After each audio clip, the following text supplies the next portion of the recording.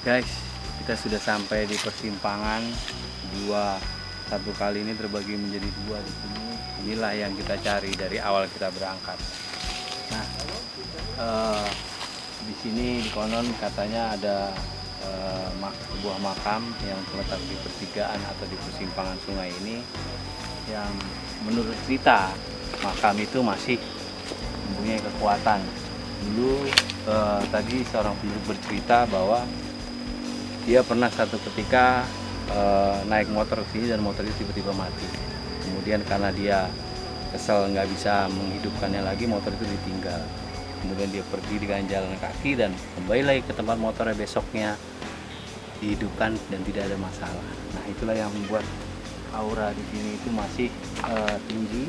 Hingga kita itu memancing tim kami untuk menelusuri siapakah yang dimakamkan di sini, yang konon katanya ada sebuah makam.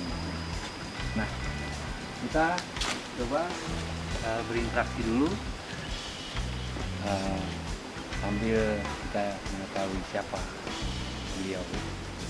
Oke.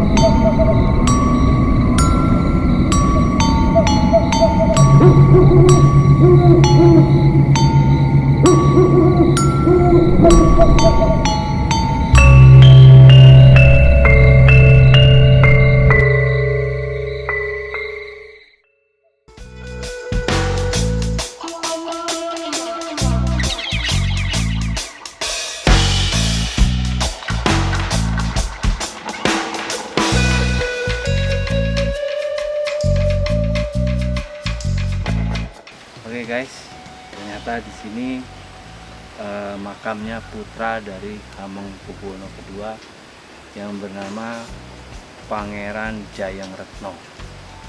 Nah, kenapa ini di sini tidak ada nisannya, tidak ada apapun yang bisa memperlihatkan bahwa di sini adalah sebuah makam. Padahal dahulunya di sini ada sebuah nisan yang berwarna hijau.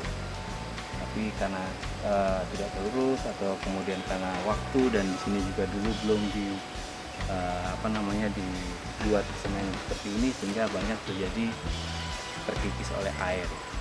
Nah, pasti ada pertanyaan, kenapa? Karena tidak ada mangkuk bisa kita tahu di sini. Nah, kita dapat bantuan dari Pak Budi selaku penduduk setempat yang mengantarkan kita sampai di sini, dan beliau pula lah yang menunjukkan, menurut cerita dari penduduk sini, sekitar Wit Jati. Pohon jati inilah yang menjadi petunjuknya. Nah, Pak Budi silakan. Nah, disinilah yang kita harapkan dari dukungan dari teman-teman semua, dukungan dari Pemda setempat, bahwa Di sini ada sebuah makam, tapi makam ini ternyata sudah hilang oleh alam, hilang oleh waktu karena tidak terurus. Akhirnya sama sekali tidak ada identitasnya atau tidak ada tanda-tandanya sedikit pun. Padahal dia putra dari Hamengkubuwono II. Nah, kita mohon bantuannya agar ini supaya bisa direnovasi dan dijadikan sebuah makam layaknya pemakaman tempat peristirahatan bagi manusia sambil menunggu di hari kiamat nanti.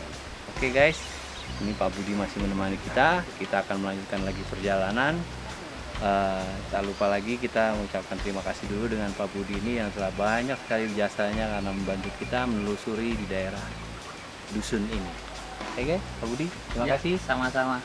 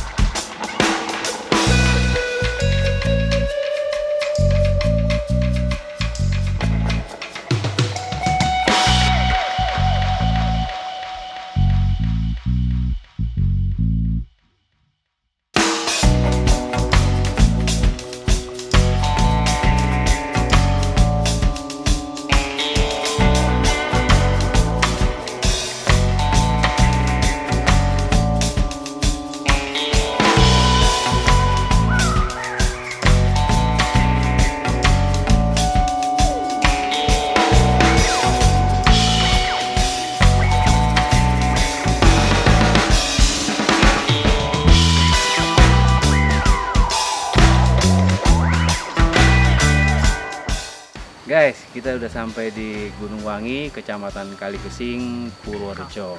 Nah, buat teman-teman semua, tujuan kita adalah ke makam Syekh Maulana Mahribi.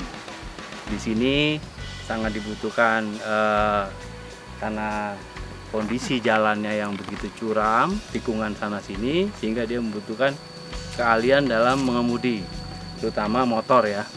Kalau mobil ada kemungkinan kuat, tapi yaitu harus profesional bisa menangani kendaraan itu. Nah, setelah sampai di puncak ini, Anda bisa lihat nanti di sebelah sana itu kita terasa di atas gunung ya, di atas gunung yang lumayan tinggi dan jarak jalannya yang dilalui ke sini itu hanya sekitar 3 meter. Jadi kalau mobil ketemu sama mobil itu kemungkinan dia nggak bisa, harus satu persatu. Satu lagi guys. Kebetulan pas kita tiba di sini kita ketemu dengan kepala desa atau lurah di sini. Beliau ini masih muda dan cukup energik. Kita nanti akan bicara dengan dia dan kita tanyakan bagaimana asal muasal dan perkembangan di sini. Karena dulu tim pernah ke sini, di sini masih bentuknya masih tanah. Sekarang ini sudah di semen, sudah di plur dan sudah baik jalannya, namun memang masih perlu keahlian khusus dalam mengemudikan kendaraan tersebut. Ayo kita temuin kepala desanya. Sugeng sonten. Ini kebetulan teman-teman di rumah ini mau menanyakan atau mau mendapatkan informasi perihal tentang makam Syekh Maulana Maridhi ini. Mungkin Bapak bisa ceritakan bagaimana kondisinya, karena tim dulu pernah kesini, ini masih berupa jalan tanah. Sekarang ini sudah dibangun dan cukup kondisinya cukup baik sehingga kalau hujan atau apapun sudah bisa dilewati karena ini sudah dipelur. Rapat ton ya. Bagaimana Pak? Matur nuwun ya, dilanjuti untuk Gunung ini awalnya ya Mas tahu saya dulu memang dulu suatu pegunungan. Jadi waktu dunia belum wangi ya. Jadi semenjak kedatangan Eyang Syekh Maulana Maridhi ini, jadi gunungan di tetangga desa itu sudah tercium aroma wangi. Jadi saat itulah langsung orang-orang tetangga itu nyebutnya jadi Gunung Wangi. Gunung Wangi. Jadi, itu asal awalnya masih gunung yang pada waktu itu dihuni oleh 7 kakak. 7 kepala keluarga ya. Iya. Saat juga itu masih yaitu tadi belum wangi. Oke. Seiring kedatangannya Eyang Syekh ke Gunung Wangi, sekali lagi kan di beberapa desa Gunung Wangi tercium aroma wangi. Nah, karena makam Syekh Maulana Ya, itu belum makam, masih belum. kedatangan pertama. Oh, belum ketemu kalau itu makamnya Syekh Maulana Maridhi. Masih datang pertama yang saya kesini itu langsung aromanya. Oke. Itu dulu. Oke guys, saya paham. Gunung Wangi itu. Artinya kewangian itu berbarengan dengan kedatangan Eyang Syekh Maulana Maridhi pertama ya. Sampai sehingga dan aromanya itu sampai di desa-desa tetangga. Keliling. Jadi kok ada aroma wangi mana? Oh, dari gunung, langsung disebutlah Gunung Wangi. Oke. Guys, itulah sedikit sejarahnya mengenai Gunung Wangi. Kenapa disebut Gunung Wangi? Karena kedatangan Syekh Maulana Maridhi itu membawa aroma wangi yang tadi yang masih ada beberapa kakak yang ada 7 di sini. kakak. 7 kakak ya, 7 kakak yang sampai di sini. Nah, itulah yang menimbulkan kenapa ini disebut Gunung Wangi, gitu ya. Nggih, asal-usul Gunung Wangi. Kalau Pak Lurah ini belum kasih tahu namanya nih, ya toh, teman-teman pengen tahu namanya Pak Lurah. Yang kan namanya Priyo Dwi Prayitno. Priyo Dwi Prayitno. Jadi teman-teman kalau berkunjung ke sini jangan lupa nama Pak Lurahnya. Priyo Dwi Prayitno. Dwi Prayitno. Artinya Dwi itu anak kedua. Ya, jangan lupa kontak dengan Pak Priyo ini. Itu lanang, ini lanang beneran. Iya, iya. Iya, tentang Pak Lurah ini, jadi beliau akan menunjukkan di mana tempat-tempat yang mungkin untuk enak disinggahi atau dilihat sehingga kalian mendapat kepuasan dalam perjalanan ke sini. Dan jangan lupa lagi, pasti semua sudah tahu siapa itu Syekh Maulana Maridhi. Tentunya dia juga patut dikunjungi atau diziarahi, ya. Karena sebagai wali ya. Nah, sebagai wali, teman-teman silakan datang ke sini, tapi tadi bekalnya adalah kalian mengemudikan motor atau mobil karena jalannya cukup terjal dan tanjakannya itu cukup menegangkan. Makanya saya tadi nggak sempat mengambil gambarnya karena saya pun juga berpegangan karena jalannya cukup terjal. Oke, kita lanjut ke dalam, mumpung ditemani Pak Lurah. Yuk kita lihat, ada bangunan sumur yang baru kita bangun. Oh, dibangun kita gali ini ya.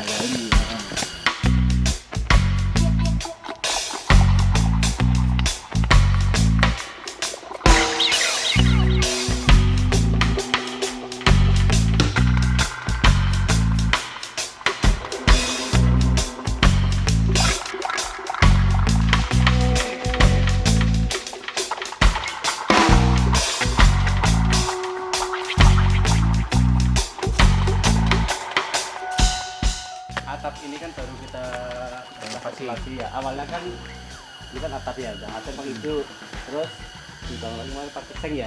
Tahun berapa sampai sini pakai seng. Jadi baru minggu lalu selesai kita kasih atap lagi ya. Nah terus yang ini sumur ini baru kita gali, ini baru selesai kita coba ambil airnya kemarin tadi malam.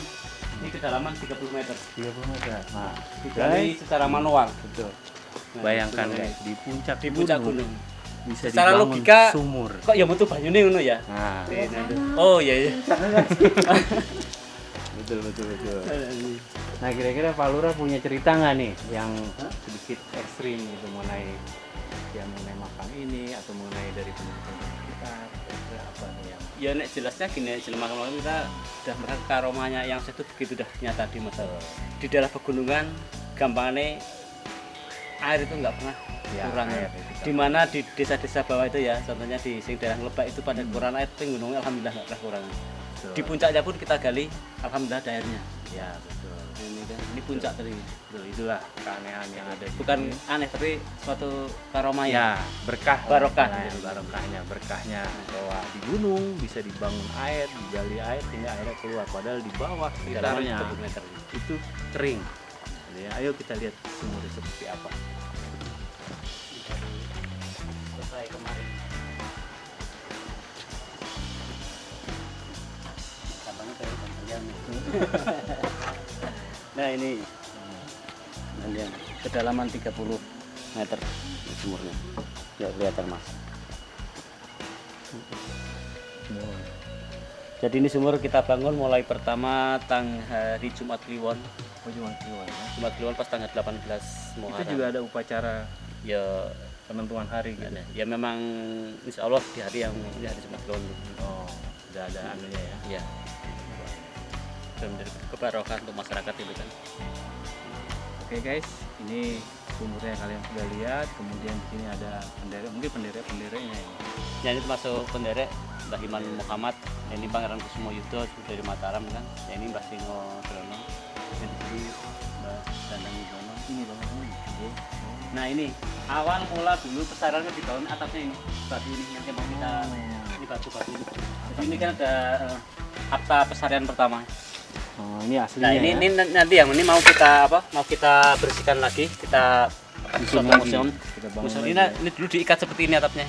Ini bekas untuk ikat. Oh. Nah, lempengan ini, Iya, iya. batu-batu ini tuh atapnya ini. Nah, ini. Kita kumpulkan lagi nanti kita bersihkan. Oke. Jadi zaman dulu guys, ini masih Pakai batu asli ya. atapnya. Sekarang sudah dirubah sama Pak Kades ya, oke. Ijuk ya. Hijau kan. Itu ijuk, kemudian nanti akan coba direnovasi. Kalau ini lagi. tetap nggak dipasangkan nggak? Cuma Nggak mau ya? kita buatkan suatu tempat lagi kan. Oh, Inilah oke. awal mula Artinya atapnya ini biar tahu. dibikin sedikit bangunan sampel lah. Ya. Bahwa dulu seperti ini, sekarang dirubah seperti ini sehingga sejarahnya itu tidak hilang guys. Oke? Kalau dalamnya Dalamnya. kita bisa lihat ambil Kalau dalam kunci ya. kunci enggak, tapi kalau dalamnya nah.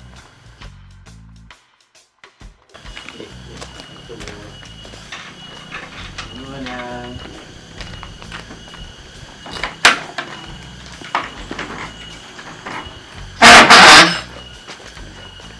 Nah, Itu jalannya memang hijau. dalamnya hijau. Dalamnya sih awalnya nggak hijau. Berarti itu ya. Jadi ini cuma untuk teman diperbaiki, dikasih sinar lagi nah, gitu. Guys, di dalam itu yang ini bisa dibuka. Nah, inilah guys makam dari Eyang Syekh Maulana Maribi.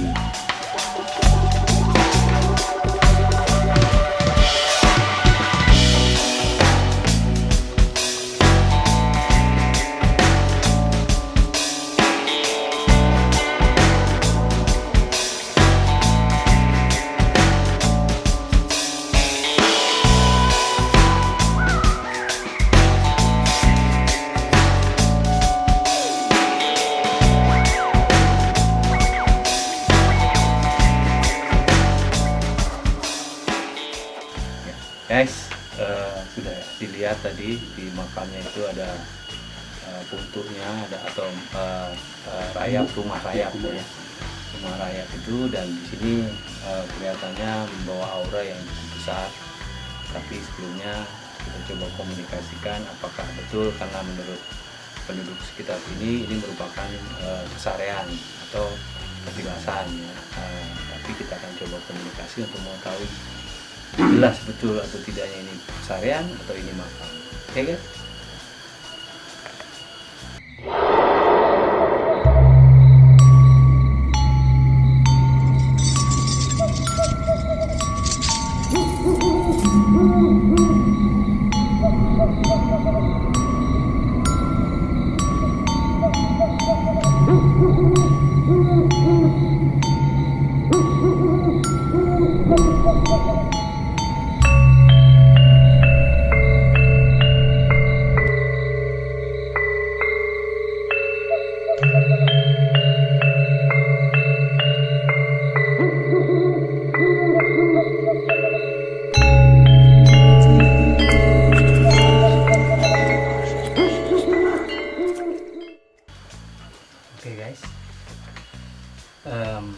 Ini setelah kita melalui komunikasi ini, ternyata ini adalah makam Syekh Maulana Maghribi atau Eyang Syekh Maulana Maghribi.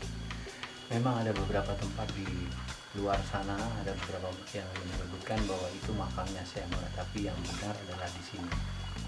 Karena di sebelah di samping ini adalah makam putra-putranya.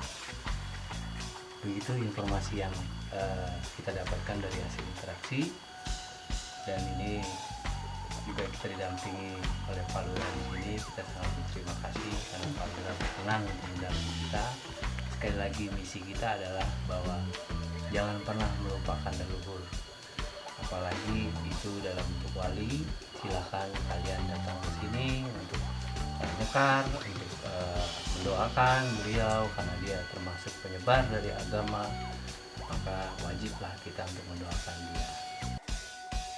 Oke guys, kita sudah berada di bangunan yang sebelahnya yang lebih kecil daripada makam Syekh Maulana Maghribi. Di sini Eyang Dadang Wincono. Eyang Dadang Wincono. Dekat Kakung Putri di sini. Di sini Eyang Dadang Wincono ini suami istri, sehingga di dalamnya terdapat dua makam yang itu ada kuntuknya juga, atau rumah rakyat sedikit.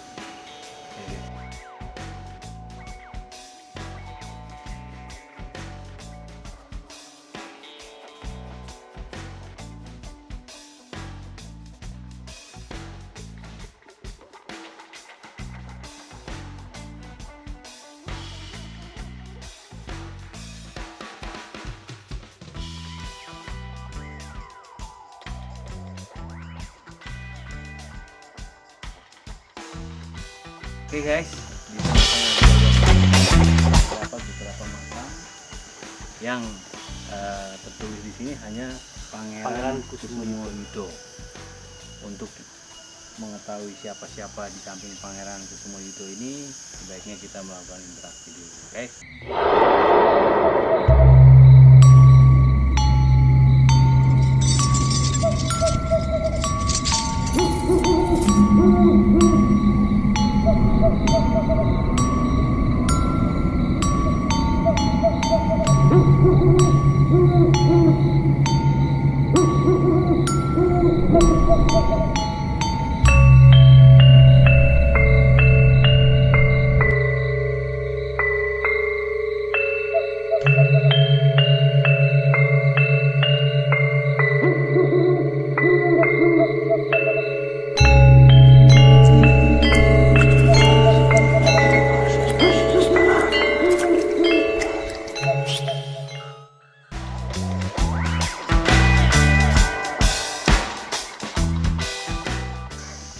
Oke guys, ternyata di sini Pangeran Kusumoyudo, dia adalah putra pertama dari Eyang Syekh Maulana Maghribi.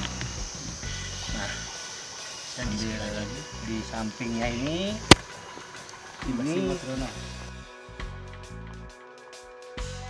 Pangeran Kusumoyudo ini putra dari pasangan Syekh Maulana Maghribi dengan Putri Ciptoning. Nah, di sampingnya ini adalah pengasuhnya beliau, Namanya Mbah Singodrono. Mbah Singodrono namanya. Oke. Ya, Kemudian Iman Muhammad.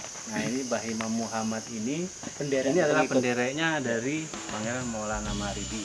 yang saya Ya. Oke, saya rasa mungkin untuk yang makam di sini cukup sekian dulu ya. Mungkin ada Pak Lurah ada yang mau nambahin? Ya, Oke. ada satu tempat lagi di situ yang namanya Sutono Siji, yang ya. dulu di bawah longsor.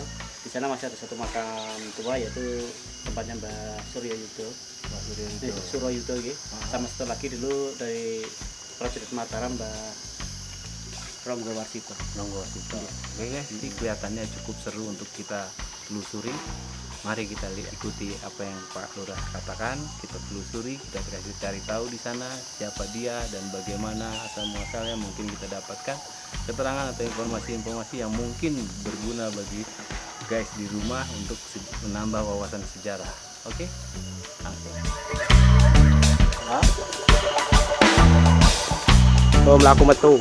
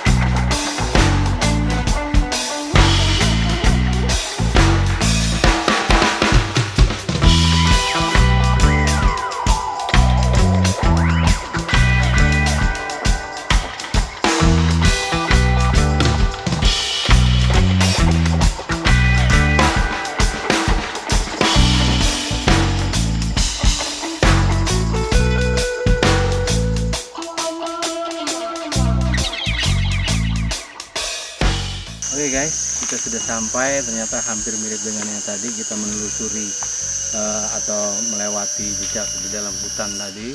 Sekarang ternyata di sini ada satu makam, dan kemudian di bawah itu juga masih ada nisan yang sudah berlumut. Nanti kita akan coba deteksi. Dua ini yang terlihat. Sebelum itu kita lakukan deteksi ada berapa makam di sini dan siapa beliau-beliau ini. Oke guys.